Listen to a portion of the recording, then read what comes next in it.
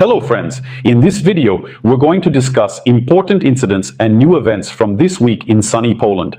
We have a tough response from law enforcement to hooliganism and xenophobia, a fight against dangerous fake news on social media, the work of border guards, and of course the deportation of Ukrainians as punishment for disturbing public order. We'll discuss everything now. Please give a like and subscribe to the channel right now. Friends, leave a like to support aerodynamics and the working class. A huge thank you to everyone who doesn't mind. These simple actions only take 2 seconds. Yes, be sure to write in the comments to boost the video. Baldy, why aren't you at the front, Baldy? Or Baldy, why aren't you at the sea? Well, let's get down to business. News from Poznan. Let me remind you, on July 17th, a young Ukrainian teenager was calmly riding Tram Route 16. He wasn't bothering anyone, but 2 local characters appeared on the scene, as I call them the local elite, citizens aged 38 and 41. They started picking on the Ukrainian guy. What else was there to do with him, right? By the way, here's a detail. Both of these guys are repeat offenders with a record. One of them even has drug charges on his long list. So, we're talking about marginalized people with an extensive criminal record, as they say nowadays, in a trendy way. But unfortunately for the troublemakers, there was a local journalist on the tram, a 60-year-old resident. So, an old man, or maybe not an old man, but someone who refused to tolerate everyday chauvinism and stood up for the kid. One thing led to another, and the conflict turned into an outright, let's say, knife fight without knives. In short, the thug was beating the pensioner with his fists, kneeing him in the face. Well, they beat up the old man together. Well, I have to say, the old man didn't back down. He went to the police and filed a report. And the good thing is, friends, the police acted quickly. They pulled up the footage. They used camera footage to identify, apprehend, and detain the individuals. Now they're charged with causing bodily harm motivated by hooliganism and insulting someone based on nationality. The full package. So basically, the Poles punched a young Ukrainian in the face, and then they also beat up a Pole. Well, that's how it is. That's what you call local patriotism. Classic everyday crime under the guise of nationalism. Honestly, it's very nice. I wish him good health. It's good that there was a decent person who didn't just walk by. By the way, the police are now looking for the teenager so they can take a statement. Well, that's how things are. Yes, and continuing on the topic of Ukrainians. Yes, because the news yesterday was from Legnica. We covered this issue. Let me briefly remind you that there was a woman who got physical with 13-year-old children because they were speaking Ukrainian. How is something like this even possible? Some new, very significant details have emerged. Polish law enforcement, let's give them credit. Thumbs up, they acted quickly and efficiently. As we can see, the authorities are not asleep. And maybe they even get to take lunch on time. The District Prosecutor's Office of Legnica, represented by Press Secretary Liliana Lukashevich, confirmed that the case materials have been received and the surveillance camera footage has been seized. And what's interesting, my friends, is that in the comments there's already an uproar saying, these Ukrainian girls, they provoked the adult Polish woman. So the adult Polish woman was so strongly provoked that she beat up 3 children, right? The recordings fully confirm the statements of the mothers of the injured teenagers. That's what the police say, just so you know. That's not my opinion. By the way, I usually pay attention to this, and honestly, I'll tell you, yes, kids can be different. Sometimes they're noisy, sometimes they shout, but I've never seen 13 or even 14-year-old kids openly provoke adults. So, the police confirmed this, and an official criminal case has been opened under the statute covering violence motivated by the victim's nationality, that is, on the grounds of discrimination. Additionally, the female attacker's identity has been fully established. There's no way to deny it or pretend like, oh, it wasn't me, you misunderstood me, there's video evidence now. The Polish Ministry of Internal Affairs specifically emphasized that no one is allowed to lay hands on children.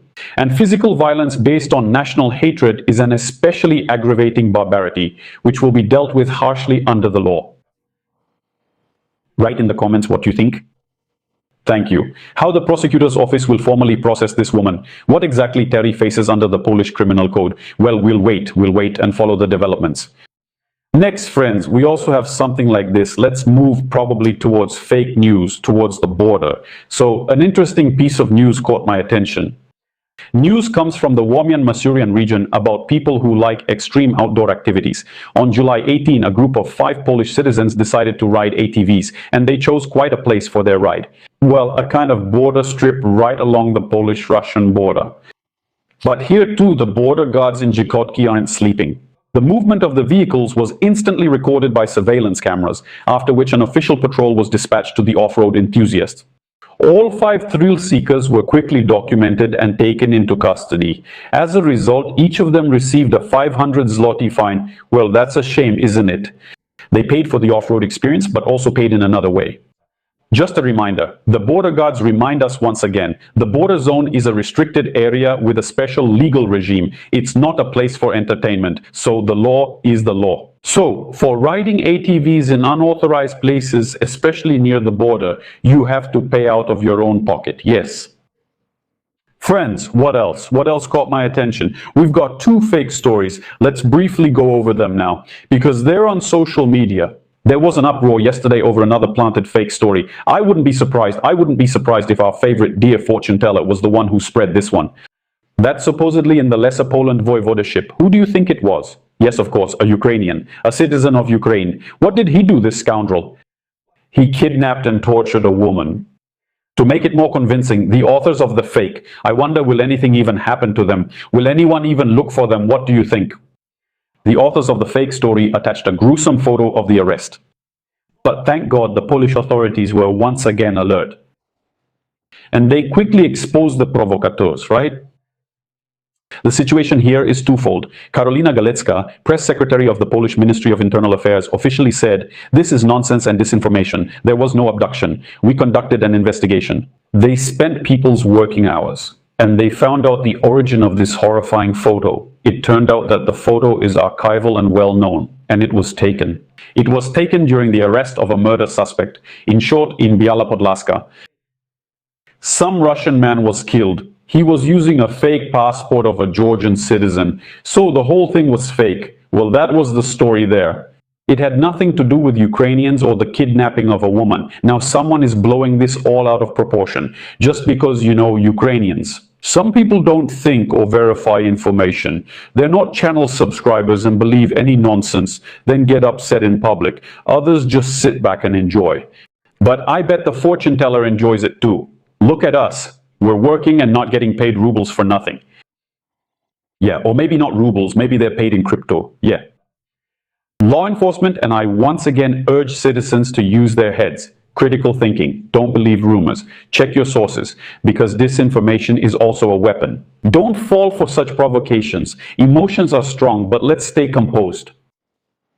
Let's do this. Just watch my channel. The most honest one, just so you know, in Gdansk. Next story. Recently, there was a remarkable court hearing. 44 years old citizen Pavel N., better known to the wider internet audience by the nickname Nazar. The citizen was engaged in so-called toxic live streaming. He broadcasted openly xenophobic content to the public about discord and everyday chauvinism. The list of this character's exploits is, well, unbelievable. The investigation accuses him of all this. He is charged with 14 counts, including threats based on nationality, public incitement of hatred, desecration of a foreign flag, hooliganism, damage to a historical building in Krakow, and so on. According to investigators, the streamer forced people to take down Ukrainian flags using force and threats. I think that's exactly what they're using to recruit volunteers now, but why did he have to do that? It's a deep mystery. The hearing scheduled for July 20th fell apart before it even started, and the reason is telling. The defendant's lawyer refused to defend him right in court. He said, "You know, I look at my client and I've kind of lost trust in him." That's exactly what he said. Seriously, no joke. Pavel N. himself, who goes by Nazar, who was brought from the detention center, insisted, saying, "I'm well prepared. I can defend myself." The court is strict. By law, you need a defense attorney for these charges. They gave 14 days to find a new lawyer, and the hearing itself was postponed until September 21. Notably, our hero has been in custody before. Back in 2025, he was already detained right during a live stream for driving under the influence. Would you believe it? Later, he was charged with threatening his partner. It takes a lot to push a woman that far. And for assaulting a police officer, literally just 2 days after being released early from custody. But this is just one of the greatest patriots of Poland. I mean, I don't know. This is just a future president. Just kidding. We don't need presidents like that. Not in Italy, not in Poland. This guy is ignoring the investigation, right? Well, thank God the prosecution has more than enough evidence. Yes, the defender ran away. The wheels of justice keep turning. but let's hope he won't be able to escape responsibility. Friends, what else caught my attention? Let's talk about Ukrainians. Ukrainians, of course, how could it be without us, dear ones? A Ukrainian without Poland is like oars without a boat. Two pieces of news. On Monday, July 21st, in the center of Warsaw at the Central Metro station, a citizen of Ukraine, 38 years old, a young guy, decided to throw his backpack right onto the tracks. The result? Well, in short, the first M1 line was paralyzed, hundreds of passengers were evacuated, and trains were delayed. And in fact, emergency services arrived at the scene instantly. No explosives or dangerous substances were found in the backpack, just regular clothes. Train service was restored in about 2 hours, and the backpack thrower himself was quickly apprehended by the police officers. They're now preparing documents for the border service to organize his deportation and a ban on entering the Schengen area. It's unclear what he was thinking. How does he explain his actions? Maybe his girlfriend left him, maybe something happened at work and he just lost heart. Honestly, I don't know. Write your opinion in the comments. We have another story, friends. News comes from the city of Oświęcim about a citizen who confused hospitality once again with permissiveness. Yes, and this is especially for those who say, "Oh, Dennis, you only talk about how bad the Poles are." No, it's not the Poles who are bad. It's not the Ukrainians who are bad. The bad ones are those who break the law. That's it, in case you still haven't gotten it. So, the story about the Ukrainian has been going on since 2023 when the police arrived on a call to the Zasoli estate in Oświęcim, if I remember correctly what it's called. On the sidewalk was a 37-year-old Ukrainian citizen at the time who had clearly had too much to drink. 37 years old. It's about time to learn to drink at home. When they tried to help him, he became aggressive. He insulted the law enforcement officers and became physical. After being taken to the drunk tank, his case went to court and he was convicted for insulting and assaulting them. And so, on July 16th, on my birthday, when I turned 40, but that's just a coincidence, in Byzynka, the search operation paid off. The criminal police detained the troublemaker and handed him over to the border guards. Yes, the police officially requested his deportation. Just get him out. We really need him. He's so handsome. Now the border guards are arranging him a one-way ticket. Yes. It's unclear why it took so long to find him. Maybe because of where he got the money or because he didn't appear anywhere. It's hard for me to say. The conclusion is clear. Respect the country's laws. Attacking law enforcement will get you sent home.